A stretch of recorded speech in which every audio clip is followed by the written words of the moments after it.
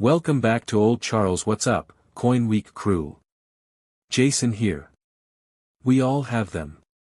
They jingle in our pockets, get lost under car seats, and we toss them into jars without a second thought. I'm talking about the humble nickel, but what if I told you that a nickel from your own change, a coin from 2002, could be hiding a secret? That it might be worth more than just 5 cents. Today, we're doing a deep dive on the 2002 Jefferson nickel. We're talking history, design, varieties, and ultimate value. Stick around, because by the end of this video, you'll be checking every 2002 nickel you can find, so let's set the stage. The year is 2002. The first Spider-Man movie with Tobey Maguire is in theaters, Eminem's Lose Yourself is topping the charts, and the USA is preparing for the Winter Olympics in Salt Lake City. And in our pockets? The Jefferson nickel, a design that had been around since 1938. But the 2002 nickel is special. It was part of a unique one-year-only program called the Westward Journey Nickel Series. Now, I know what you're thinking. Jason, you said 2002, but the Westward Journey series started in 2004. And you're right. But the 2002 nickel was the last of the standard Jefferson nickel design before that series kicked off. It's the final chapter of an era, the old guard before the new commemorative reverses. That, in itself, gives it a certain historical significance for collectors. Let's break down the design. On the obverse, you have the familiar portrait of President Thomas Jefferson, designed by Felix Schlag.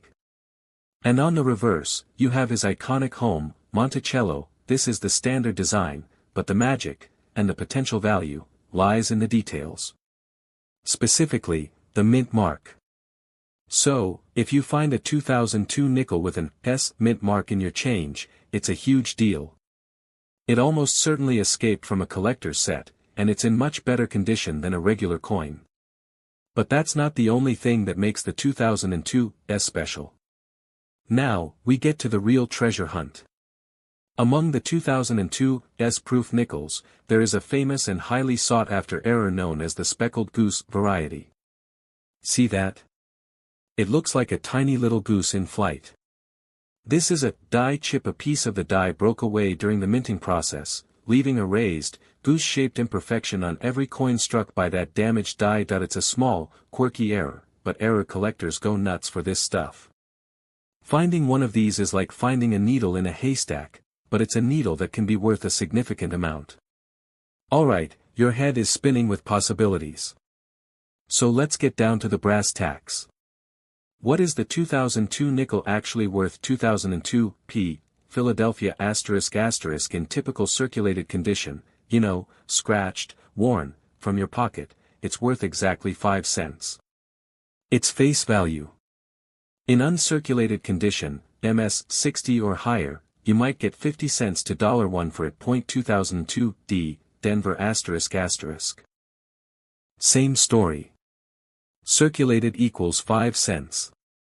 Uncirculated equals 50 cents to $1. 2002 S-proof nickel **. Remember, this was only sold in sets.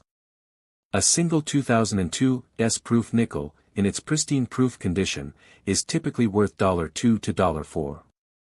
Not a fortune, but 40 to 80 times its face value. 2002 S-proof speckled goose variety ***. This is the coin that can make your day.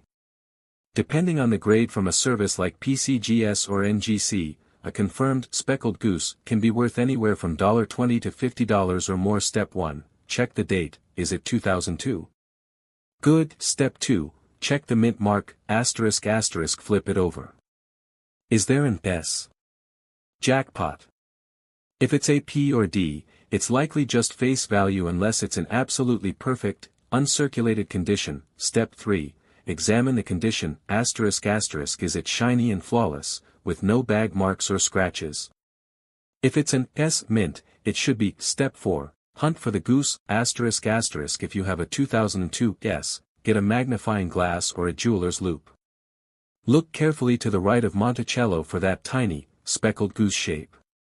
It's subtle, so look closely now. A word of caution. The coin market is fluid. The values I'm giving you are estimates based on recent sales and market guides. A coin is ultimately worth what someone is willing to pay for it. And always, get a rare coin authenticated by a professional grading service like PCGS or NGC if you think you've hit the jackpot. That I want to hear from you. Have you ever found a 2002 nickel in your change? Do you think you have a speckled goose? Let me know in the comments below, and even better, post a clear, close-up picture of your coin. I read the comments and I might just spot something amazing. The story of the 5-cent nickel is a tale of war, politics, artistic expression, and technological change. It's not the story of a single coin, but the evolution of an idea. Before 1866, the United States did not have a nickel 5-cent piece.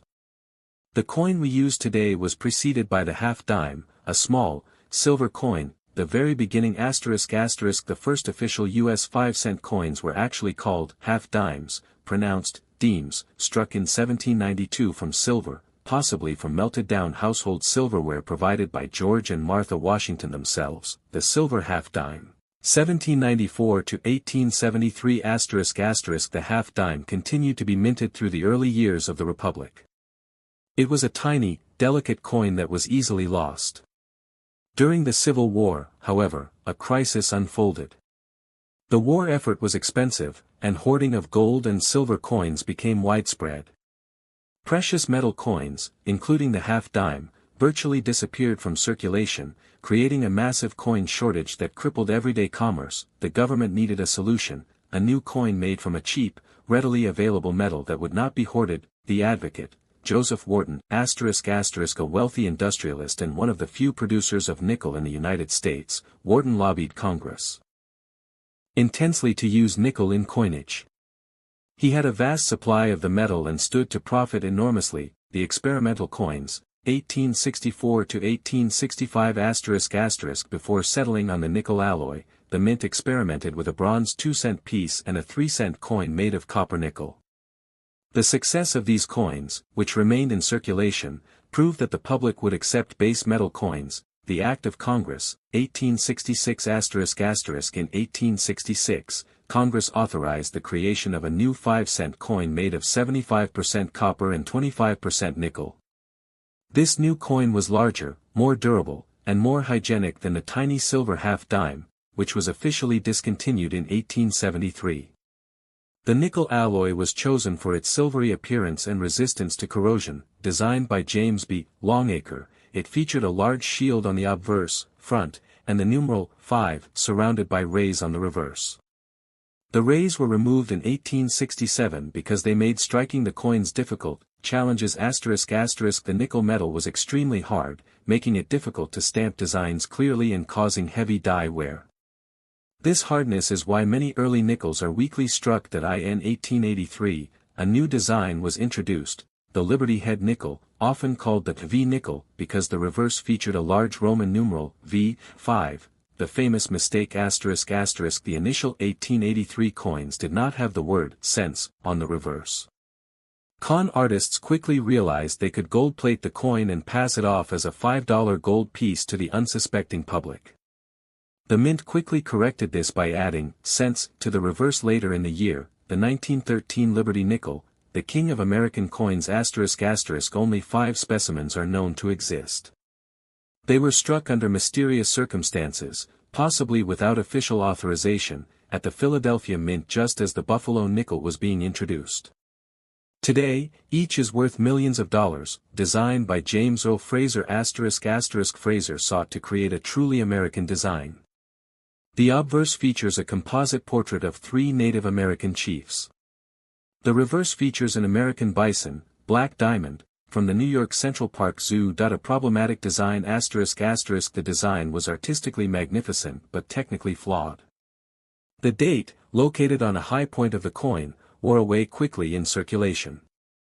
This is why so many Buffalo nickels have dateless obverse. In 1938, to commemorate the 200th anniversary of Thomas Jefferson's birth, the Treasury held a public competition for a new nickel design. The winner, Felix Schlag, ***, his design, selected from 390 entries, featured a portrait of Jefferson on the obverse and a front view depiction of his estate, Monticello, on the reverse. The wartime nickel, 1942 to 1945 ***. During World War II, nickel became a critical war material for armor plating.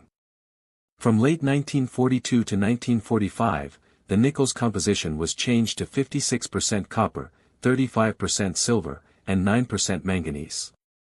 These wartime nickels are identifiable by their large mint marks above Monticello, P, D, or S, and contain a small amount of silver, making them valuable to collectors today. Return to tradition ***. After the war, the coin returned to its standard copper-nickel composition, the Westward Journey series, 2004 to 2005 ***. In 2002, the U.S. Mint announced plans to permanently replace the Jefferson nickel with new designs.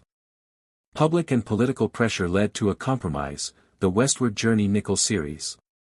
This temporary series from 2004 to 2006 featured new reverse designs commemorating the Lewis and Clark expedition and the Louisiana Purchase, while the obverse saw a new, modern portrait of Jefferson in 2005 and 2006. The return to a permanent design, 2006 present ***. Since 2006, the nickel has featured a new obverse portrait of Jefferson by Jamie Franke, based on a 1800 study by Rembrandt Peale, showing Jefferson facing forward. The reverse is a return to a view of Monticello, but this one is based on a detailed rendering of the house as it appears today. The nickel, much like the penny, is now at a crossroads.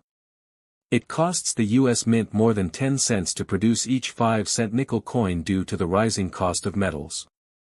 Debates continue about whether it should be retired or its metal composition changed to a cheaper steel, just as World War II necessitated a change over 80 years ago. Alright, Coin Week crew, let's play a game. You have two 1964 Jefferson nickels. Both are genuine. Both are from the Philadelphia Mint. But one is worth 5 cents, and the other could be worth over $10. How? The answer lies in one word: condition. In the world of coin collecting, condition is king. It's the single most important factor in determining a coin's value, often mattering more than its date or mint mark. Today, we're breaking down the official grading scale so you can look at your coins like a pro.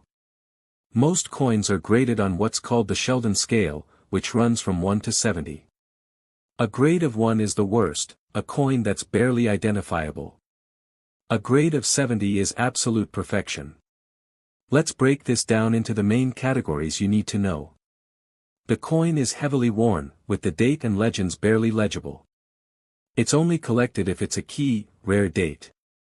For a modern coin, it's essentially worthless beyond face value. The date is fully readable but weak. Major features are outlined but merged into the field. The design is heavily worn, but all the major features are clear. On a Jefferson nickel, you'll see the steps of Monticello, but they are worn flat and merged together. Moderate to heavy even wear. The design details are clearer. On a Buffalo nickel, you might start to see the full horn on the Bison. This is a key divider. The coin shows moderate, even wear on the highest points. The major elements are sharp. On a Jefferson nickel, the steps of Monticello will be visible but fully separated. If you can see those steps, you're at least in the fine category. Light, even wear on the highest. To mint state. Only the barest traces of wear are visible on the very highest points. A negative 58 Australian dollars coin, for example, might have just a hint of wear on Jefferson's hairline. It has minor bag marks from contact with other coins but was never in circulation. This is where the big money is. Uncirculated doesn't just mean shiny. It means the coin has zero wear. Any imperfections are from the minting process or contact with other coins in the bag. No wear, but may have heavy bag marks, hairlines, or an unattractive toned surface. It's uncirculated, but not pretty. A above average uncirculated coin. Fewer contact marks, a more appealing eye appeal. A nice, solid coin. This is the gold standard for many collectors. A spectacular coin with minimal contact marks, brilliant luster, and fantastic eye appeal. The marks it has are minor and barely noticeable, virtually flawless. Only minute imperfections under 5x magnification. These are the best of the best that typically come from original mint bags. remember our 2002 S nickel? This is a proof. Proof coins are made specially for collectors using polished planchets and struck multiple times with special dies. They have a mirror-like field and a frosted, satiny device. They are graded on a separate but similar scale from PR60 to PR70.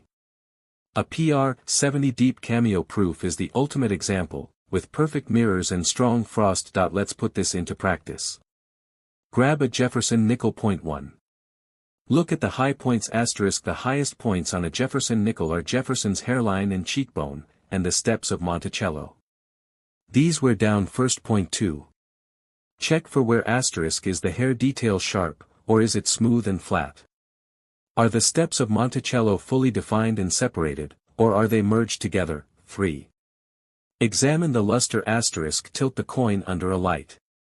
Do you see cartwheeling, shimmering light moving across the surface? That's mint luster, a sign of an uncirculated coin. A circulated coin will look flat and dull. Point 4. Look for marks. Are there big nicks, scratches, or bag marks from contact with other coins? This one has full sharp details, but I can see a tiny bit of wear on Jefferson's hair. That puts it in the -55 Australian dollars range. This other one is brilliant, with no wear, but it has a few noticeable bag marks. That's probably an MS-63.